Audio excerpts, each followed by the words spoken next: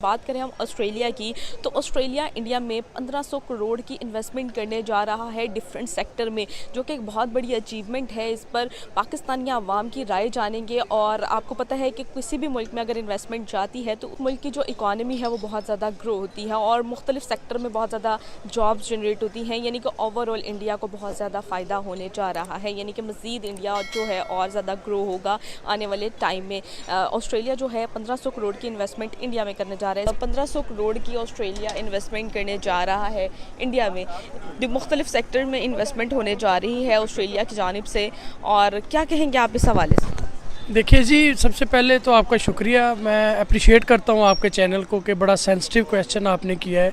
उसमें ऐसे है कि देखिए, कुछ फैक्टर्स हैं जिनकी वजह से जो दुनिया का इन्वेस्टर है उसका ट्रेंड इंडिया की तरफ है, जबकि हमारे पाकिस्तान में इतने कुछ फैक्टर्स हैं जिसमें आप पॉलिटिकल इंस्टेबिलिटी कह लें, इसमें आप कह लें कि फैसिलिटीज़ नहीं है, इंफ्रास्ट्रक्चर नहीं है, कोई प्रॉपर प्लानिंग नहीं है, कोई प्रॉपर इसमें कोई मैकेनिज़्म नहीं है हमारे। इसी वजह से आप इंडिया में देख लें, पॉलिटिकल इंस्टेबिलिटी है, आज तक वहाँ आर्मी का कू नहीं हुआ।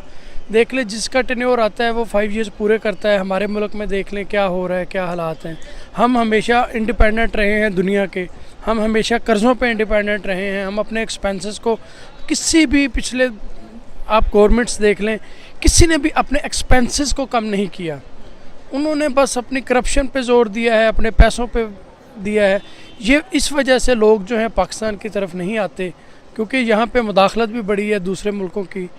पहले टेररिज्म बहुत था, पिछले 5-10 साल पहले पावर्टी थी। इस वजह से लोग जो हैं वो जो फॉरेन इन्वेस्टर है, ऑस्ट्रेलिया वाले, इस तरह के लोग, मतलब जो इंटरनेशनल डोनर्स हैं, फंडिंग एजेंसीज हैं, वो पाकिस्तान में नहीं आती। और ओवरऑल इंडिया जो है, जो इंडिया नरेंद्र मोदी ने शुरू किया था, shining India, growing India, developing India, तो इस इक़दार में इंडिया जो है बहुत ज़्यादा आगे जाता हुआ नज़र आ रहा है और ग्रो करता हुआ नज़र आ रहा है। क्या वजह है कि सर बहुत बड़ी बड़ी कंट्रीज़ जो सुपर पावर की हैसियत रखती हैं वो इंडिया से बिज़नेस करना पसंद करती हैं, इंडिया में इन्वेस्टमेंट करना पसंद करती हैं? इसके पीछे क्या फैक्टर्स हैं?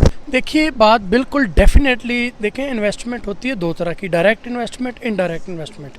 ये जो भी डायरेक्ट इन्वेस्टमेंट किसी भी कंट्री में जाती है तो वहाँ ये गेम चेंजर होती है। Foreign countries, specially western countries में पाकिस्तानीज और इंडियंस को इक्वली ट्रीट नहीं किया जाता। जी हाँ, गूगल का सीईओ सुंदर पिचाई इंडिया से है। ना सिर्फ इतना, बल्कि ट्विटर और फेसबुक के सीईओज भी इंडिया से हैं। हर ममालिक में, हर वेस्टर्न ममालिक में ज़्यादातर इंडियंस अच्छे ओहदों पर फाइज हैं, जबकि पाकिस्तानियों को जॉब अपॉर्चुनिटीज़ भी नहीं दी जाती। इसके पीछे क्या वजूहत हैं? अगर हम इंटरनेशनली, ग्लोबली देखें तो पाकिस्तानीज और इंडियंस को इक्वली ट्रीट नहीं किया जाता इंटरनेशनल लेवल पे, स्पेशली इन वेस्टर्न कंट्रीज। इसके पीछे क्या रीज़न है?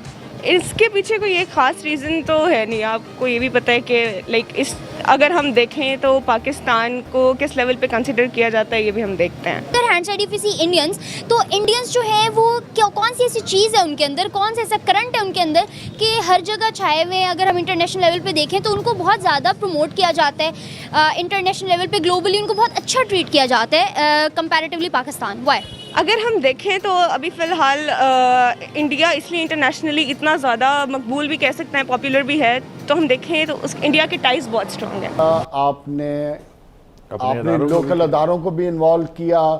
आप अपनी परफॉर्मेंस तक रहते, अपनी नाकामियाँ छाइए, अपोजिशन तक रहते तो बात ठीक थी, जो आपकी 95% स्पीच थी।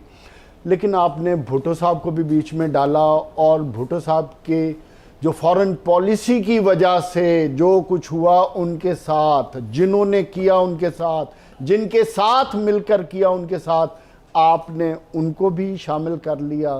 फिर आज अपना मुकदमा खड़ा अपनी परफॉर्मेंस की बजाय आपने कहा कि ये एक नेक्सस है। क्लियर अल्फाज में नहीं बुखारी साहब, एक नेक्सस है जिसने मिल के ये साजिश की है। और वो नेक्सस स्टार्ट होता है लंदन से, एक बाहर है, दूसरा वेस्ट है, और तीसरा पाकिस्तान में। और आप क्या कहना चाहते हैं? ये वो चीज़ें हैं जो बहैसियत रियासत, मेरे लिए बहैसियत रियासत मैं समझने से कासिर हूँ कि मेरी रियासत इसको कैसे लेगी, एक। और दूसरा लम्हा फिक्रिया रियासत के लिए कि अगर आज हमारी फॉरेन पॉलिसी में इस हद तक बकाऊ फॉरेन पॉलिसी है, तो फिर इस पाकिस्तान 22 करोड़ अवाम को चुल्लू भर के मर जाना चाहिए। अगर यह रियासत है कि मुल्क का प्राइम मिनिस्टर खड़ा होके सबके गिरेबान नंगे कर रहा है और कह रहा है कि मुझे इसलिए उतारा जा रहा है कि मेरे खिलाफ साजिश हो रही है, फिर कहां है गैरत इस कौम की? कहां है कस्टोडियन इस कौम की गैरत के? चाहे कोई भी है, मुझे गैरत चाहिए, मेरे 22 करोड़ अवाम को गैरत चाहिए। कहां है वो गैरत? अगर मेरा प्राइम मिनिस्टर इतना हेल्पलेस है कि भरे मजमे में पूरे पाकिस्तान, पूरी दुनिया को सुना रहा है कि मैं हेल्पलेस हूं, मैं कुछ नहीं कर सकता, तो फिर हमें रियासत छोड़ इस पाकिस्तान को सोचना चाहिए अपने मुस्तकबिल का।